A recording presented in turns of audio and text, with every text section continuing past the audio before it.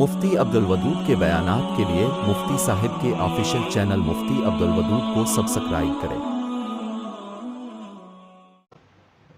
ہاں، اور آپ ہر وہ شخص جس کے دل میں تھوڑا بہت بھی ایمان ہے، اس وقت ہم سب دکھی ہیں اور ایک بے بسی کی تصویر بنے۔ اس وقت ظلم کا راج ہے، ظالموں کا کائنات میں راج ہے۔ خدا کی دھرتی کو تہ بالا کرنے والی طاقتیں برسر اقتدار ہیں۔ وہ جس کو رات کہیں گے وہی رات ہے، وہ جس کو دن کہیں گے، اور ہمیشہ وہ رات کو دن کہتے ہیں، دن کو رات کہتے ہیں۔ ان کو کبھی توفیق نہیں ہوئی سچ بات بولنے کی، نہ ان میں ہمت ہے سچ بات سننے کی۔ ہمارے آپ کے مسلمان بھائی اس وقت فلسطین میں جس کرب سے، جس مظلومی کی حالت سے گزر رہے ہیں، اللہ کے سوا ان کے فریاد کو سننے والا کوئی نہیں ہے، ان کے مدد کو آنے والا کوئی نہیں۔ ان کے زخموں پر نمک پاشی کرنے والے تو اپنے بھی برائے ہیں، لیکن زخموں پر مرہم رکھنے والے تو کوئی نہیں ہے۔ اتنی محدود جگہ ہے، بمشکل 70-80 کلومیٹر کی جگہ ہے، جہاں 20-22 لاکھ مسلمان مرد و خواتین چھوٹے بڑے، ان کا آبودانہ بند ہے، ان سے زندگی کا حق چھینا جا رہا ہے، زندگی کے تمام وسائل کے دروازے ان پر بند کیے گئے ہیں۔ مقابل میں کون ہے؟ ساری کفریہ طاقتیں۔ 20-22 لاکھ کے آپ کو تعجب ہوگا، یہی غزہ کے ساتھ وادی سینا لگتا ہے، جو مصر کی سرحد ہے، اور جہاں سے معصور مسلمان مصر کو جاتے ہیں۔ یہاں ایک زمانہ ایسا تھا، یہ بنی اسرائیل بہت دھتکاری قوم ہے، یہ بہت ذلیل ترین قوم ہے، ان کو زندگی میں کبھی بھی سکون ملا نہیں، ہمیشہ یہ ذلت خواری کی چکی میں پستے رہے۔ یہ تو آپ صلی اللہ علیہ وسلم کی بعثت کے بعد کا زمانہ ہے، آپ صلی اللہ علیہ وسلم کی بعثت سے پہلے بختالنصر نے ان کے تہ بالا کر دیا تھا۔ سورہ بنی اسرائیل 15 پارے کی یہ پہلا رکوع ہے، اس میں ایک رکوع میں 5 دفعہ اس قوم کا جو حشر ہوا تھا، ایک رکوع میں اللہ تعالیٰ نے ان کا تذکرہ کیا ہے، اور پھر ان کو دھمکی دی، وَإِنْ عُدْتُمْ عُدْنَا، اگر تم پھر اپنی حرکتوں سے باز نہیں ہوگے ہم تمہیں سزا دینے سے باز نہیں آئیں گے، اپنی حرکتوں کو چھوڑ دو، جس کی وجہ سے اس وقت یہ تو افضل ترین قوم تھی، اور یہ قوم حق پر تھی، کتاب ان کے پاس تھی، نبی ان کے پاس آئے تھے، اور اتنے نبی ان کے پاس آئے کہ حضرت موسیٰ علیہ السلام سے لے کر حضرت عیسیٰ علیہ السلام کے دوران کا جو وقت بنتا ہے، اس وقت میں اس ایک وقت میں 1000 پیغمبر ان کے پاس آئے، لیکن ان کے نصیب میں عزت کی زندگی، عزت کی موت ہے نہیں۔ یہ ہمیشہ دنیا میں فساد مچاتے رہے، جب بھی ان کو موقع ملا ہم نے ہمیشہ سر اٹھایا ہے۔ یہ کبھی بھی آپ کو تعجب ہوگا، یہ اتنی یہ متعصب قوم ہے کہ جس رات کو آپ صلی اللہ علیہ وسلم دنیا میں تشریف لائے، اس رات میں ایک یہودی تاجر مدینے میں مکے میں موجود تھا، اس رات کو اس کا اندازہ ہو گیا کہ نبی آخر زمان آج کے دن پیدا ہوا ہے۔ اب اندازہ لگے کہ تاجر آدمی ہے، سمجھ رہے ہیں؟ میری بات توجہ سے سننا، اس میں بہت ساروں باتوں کا جواب مل جائے گا۔ یعنی وہ تاجر آدمی ہے، تجارت کرنے مکہ آیا تھا شام سے، لیکن جس رات آپ صلی اللہ علیہ وسلم پیدا ہوئے، اس رات اس کو علم ہو گیا کہ آج نبی آخر الزمان دنیا میں تشریف لائے ہیں۔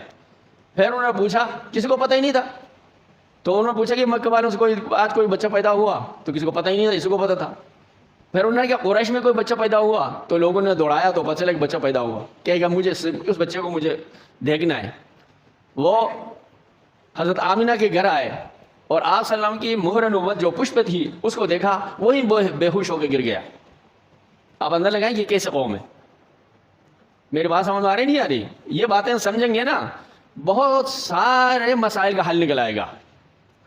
آپ جس میڈیا وار کے دور میں جی رہے ہیں، تو آپ کا ذہن تو میڈیا نے بنایا ہے، آپ یقین جانے، آپ اس کو مانے نہیں مانے، سمجھ میں نا؟ میڈیا نے جو ذہن بنایا، آپ کا میڈیا بھی یہودیوں کے کنٹرول میں۔ آپ یہ مت سوچیں یہ ہمارا جیو ہمارا ہے، سمجھ میں نا، اے آر وائی ہمارا ہے، دنیا ہمارا، صحیح حال کوئی آپ کا نہیں ہے۔ کوئی آپ کا نہیں ہے. تو آپ کو اگر کوئی کلیئر بات مل سکتی ہے, آپ کی ذہن کی صفائی ہو سکتی ہے, تو یہ ممبر سے ہو سکتی ہے, اور اس سے اس وقت ہو سکتی ہے کوئی آدمی اپنا فرض سمجھ کر اور خدا کے سامنے جواب دہی کا احساس اپنے اندر پیدا کر اور اپنے مقتدیوں کے ایمان بچانے کی فکر کر کے اگر کوئی آپ کو صحیح بات بتائے گا, کوشش کرے گا. ورنہ یہاں بھی فارمیلٹی ہے, آدھے گھنٹے کی تقریر ہے, ملازمت ہے, امامت بھی ایک ملازمت ہے. آج کل تو ملازمت ہی ہے, ایک مقدس منصب نہیں ہے, ایک مقدس منصب نہیں ہے. ورنہ اگر یہ ممبر اگر پاورفل استعمال ہو ہی نہیں سکتا کہ ہمارے مسلمان بھائی بے دین ہو جائیں. اس کا استعمال صحیح نہیں ہے. میرا ذاتی خیال ہے, میں یہ سمجھتا ہوں, آپ کو اختلاف کا حق ہے, لیکن ہمارے جو تجربات ہیں وہ یہ ہیں. تو میں یہ عرض کر رہا تھا, ان یہودیوں کو آپ صلی اللہ علیہ وسلم کے بارے میں اتنے معلومات ہیں, سمجھ رہے ہیں. اور پھر قرآن کریم نے کیا فرمایا, الذین آتیناہم الکتاب یعرفونہ کما یعرفون ابناہم. یہ اہل کتاب آپ صلی اللہ علیہ وسلم کو اس طرح اچھی طرح جانتے ہیں جس طرح کوئی انسان اپنے بیٹوں کو جانتا ہے. سمجھ رہے ہیں, جس طرح ایک انسان کو اپنی اولاد کے بارے میں مکمل معلومات ہوتی ہیں, کلیئر معلومات, 100% صحیح معلومات, جس طرح ایک باپ اپنے بچوں کو جانتا ہے, اسی طرح یہ بھی اچھی طرح جانتے کہ آپ صلی اللہ علیہ وسلم آخر نبی آخر الزمان ہیں. جب ایک تاجر آدمی جس کا کام علم تھا نہیں ہے, علم کو پھیلانا بھی نہیں تھا, کوئی وہ روحانی آدمی بھی نہیں تھا, کوئی تورات کا بڑا عالم بھی نہیں تھا, اس کے پاس اتنا علم ہے کہ آپ صلی اللہ علیہ وسلم جب دنیا میں تشریف لائے پہلے دن آپ صلی اللہ علیہ وسلم تک پہنچ گئے. سمجھ میں نا. اور پھر طبا یمن کا بادشاہ جب مدینہ کو تلاش کرنے مدینہ آیا تو اس کے پاس 400 عالم تھے, 400 عالم. وہ سارے کے سارے علماء نے ان کو منع کیا, بھائی مدینہ کو تلاش نہیں کرو, یہ آخری نبی کی ہجرت کی جگہ ہے, یہ آخری نبی کا دار الہجرت ہے. یہ کب کی بات ہے, یہ آپ صلی اللہ علیہ وسلم کی پیدائش سے 1000 سال پہلے. بعض روایتوں میں 700 سال پہلے ہے, بعض روایتوں میں. میری بات آپ سننا چاہتے ہیں نہیں سننا چاہتے, تمہارا معلومات میں اضافہ ہوگا نا, آپ کا ذہن کلیئر ہو جائے گا. ایک بادشاہ آ رہا ہے مدینہ کو تلاش کرنے کے لیے آپ صلی اللہ علیہ وسلم کی پیدائش سے بعض روایتوں میں 700 پہلے, بعض روایتوں میں 1000 سال پہلے. اس کے ساتھ ہیں 400 علماء. مدینے میں آئے تو انہوں نے مدینے کو تلاش کرنا تھا, انہوں نے منع کر دیا. پھر انہوں نے کہا کہ ہم تو یہیں رہ لیں گے. پوچھا کہ کیوں رہ لیں گے, کہ ہم نبی آخر الزمان کی ہجرت کی جگہ ہے, ہم اس کے انتظار میں یہاں رہ لیں گے. تو طبا نے ان کی بات مان لی, ان کی وہاں باندیاں خریدی, ان کی شادیاں کرا دی, اور ان کو چھوڑ کے واپس چلے گئے, مدینہ کو تلاش نہیں کیا. اور پھر طبا نے ایک خط لکھا آپ صلی اللہ علیہ وسلم کے نام پہ. یمن کے بادشاہ نے فرمایا کہ میں آپ کو آپ کے بعثت سے پہلے نبی مانتا ہوں, اور مجھے آپ پر سلام ہو, سلامتی ہو. اگر خدا نے مجھے آپ کی بعثت تک زندہ رکھا تو میں آپ کا امتی بنوں گا اور آپ پر ایمان لاؤں گا, اور اگر میں مر گیا تو آپ قیامت کے دن میری سفارش کرنا, مجھے بھولنا نہیں. سمجھ رہے نہیں سمجھ رہے. ایک کب کی بات ہے, یعنی آپ صلی اللہ علیہ وسلم کی پیدائش سے پہلے آپ کی امتی دنیا میں موجود تھے, ماننے والے موجود تھے. لیکن یہ یہود کے نصیب میں, حالانکہ یہی مدینے کے یہود جب آپ صلی اللہ علیہ وسلم کی پیدائش سے پہلے جب بھی ان کا جھگڑا ہوتا تھا, یہ غیر یہودیوں کو ڈراتے دھمکاتے تھے آپ صلی اللہ علیہ وسلم کے نام پہ, آخری نبی آئیں گے, وہ یہاں اس کا دار الہجرت بنے گا, ہم تمہیں دیکھیں گے.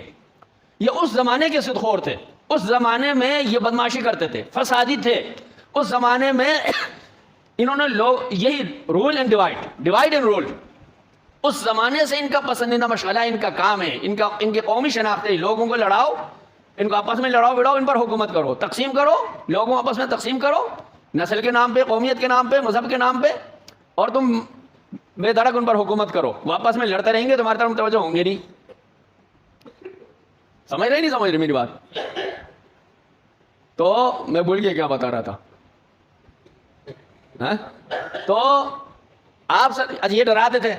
اچھا, ان کی زبانی اوس و خزرج والوں کو, مدینے کے غیر یہودیوں کو معلوم ہو گیا کہ آخری نبی آنے والے ہیں, آئیں گے, کہ ایسے نبی بھی آئیں گے. ان کو تو فرشتوں کو بھی پتہ نہیں تھا, ان کے پاس کوئی علم نہیں تھا, ان سے سن کے نا. لیکن آپ اندازہ لگائیں, ان سے سن کے اوس و خزرج والے تو آپ صلی اللہ علیہ وسلم پر ایمان لائے, جب وسلم تشریف لائے. لیکن انہوں نے ایمان نہیں لایا. انہوں نے پھر کیا کیا, ایمان اور قرآن کریم کیا فرما رہا ہے, کیوں مان نہیں رہا؟ وَلَمَّا جَاءَهُمْ كِتَابٌ مِّنْ عِندِ اللَّهِ مُصَدِّقٌ لِّمَا مَعَهُمْ وَكَانُوا مِن قَبْلُ يَسْتَفْتِحُونَ عَلَى الَّذِينَ كَفَرُوا, کہ کتاب سے پہلے تو یہ کافروں کے مقابلے میں فتح کی خواہش رکھتے تھے کہ آپ صلی اللہ علیہ وسلم سے مل کے ہم آپ صلی اللہ علیہ وسلم کے ساتھ ہو جائیں گے, آپ ہمارا ساتھ دیں گے, ہم تم پر غلبہ پائیں گے. فَلَمَّا جَاءَهُم مَّا عَرَفُوا بِهِ, پھر جب وہ آیا جس کو یہ جانتے تھے, کفروا بِهِ, انہوں نے انکار کر دیا. اور کیوں کیا؟